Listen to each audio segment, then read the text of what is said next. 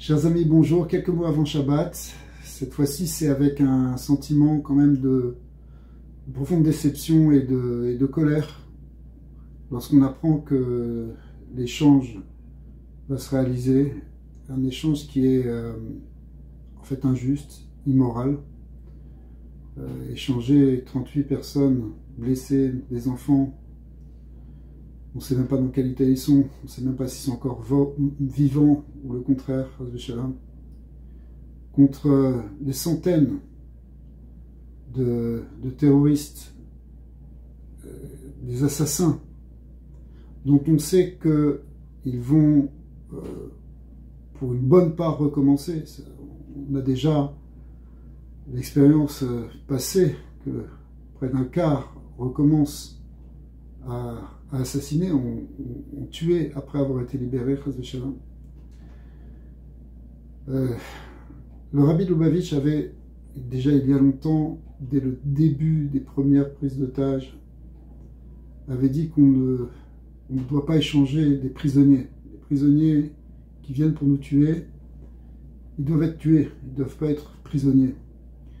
On ne peut pas les garder parce qu'ils vont servir de monnaie d'échange, et on le voit, et c'est pas la première fois, on a déjà vu ça plusieurs fois, en particulier avec l'accord Shalit.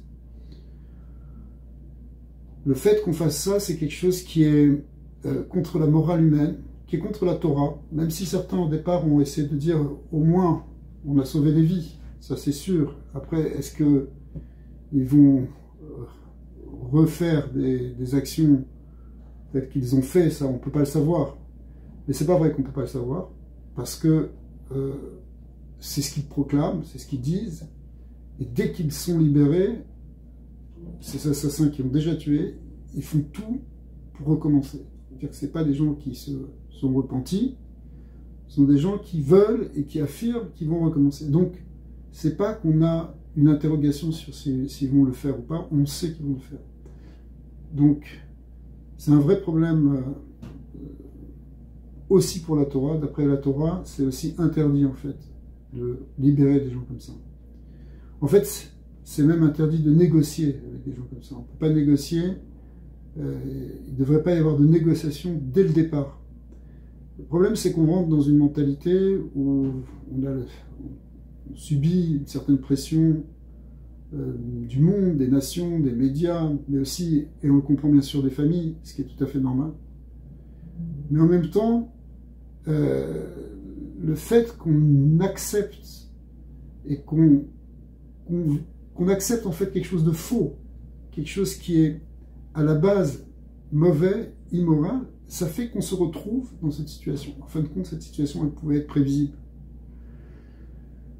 Tant qu'on n'aura pas compris qu'il ne faut pas faire les choses parce qu'elles sont politiquement correctes ou parce que ça a l'air d'être humaniste, alors que ça ne l'est pas, qu'au fond c'est quelque chose qui est immoral et finalement inconscient. Tant qu'on sera dans ce mensonge, on sera confronté à des situations effectivement avec des grandes déceptions et une grande frustration. Tous ces soldats qui ont donné leur vie, des centaines pour arriver à ça, c'est très très frustrant. Alors, il faut qu'il y ait une prise de conscience, qu'on prenne conscience que c'est en faisant les choses, si elles sont vraies, en proclamant ce qu'on appelle le Hémet. Quand les Bnei Israël font ça, ils ont une réussite et ils ont l'admiration des nations. À chaque fois qu'on a fait des choses qui n'avaient pas l'air justement de rentrer dans le cadre de la bienséance, de la diplomatie et de la politique, mais qu'on faisait des choses qui étaient vraies, même mais osées, et bien finalement on obtenait le respect et le remerciement même du monde. Donc c'est comme ça que Israël va arriver à se déterminer, c'est quand il fera les choses selon la vérité. La vérité, elle nous a été transmise par notre sagesse de la Torah. C'est pas la loi du Bagatz basée sur des concepts qui sont éloignés de la sagesse juive que l'on va pouvoir réussir à s'en sortir, mais c'est lorsque le peuple d'Israël va rechercher la vérité éternelle, celle qui est porté par l'essence de l'homme et porté par l'essence du peuple juif.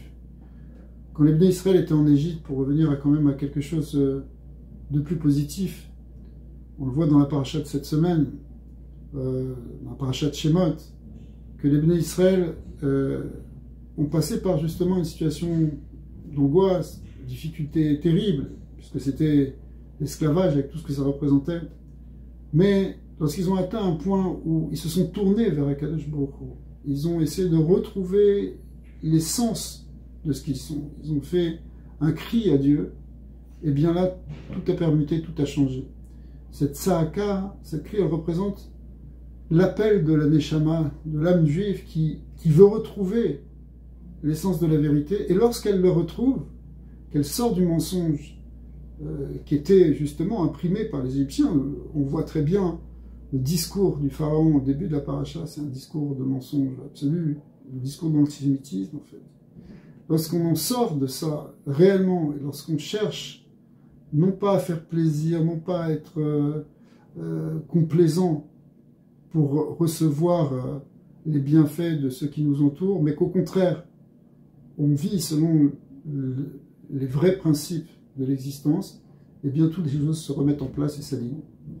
Alors, Bezat Hashem, on espère que cette descente que nous vivons actuellement, même si c'est un sentiment qui est bien sûr partagé, parce qu'on a la joie de retrouver enfin des gens qui ont tellement souffert, mais cette descente quand même, cette descente du moral, elle prélude à quelque chose qui va amener un retour des Bnei Israël vers la vérité, et on va sortir de tout cet exil très rapidement, Bezat Hashem, avec Mashiach Tzidkenu.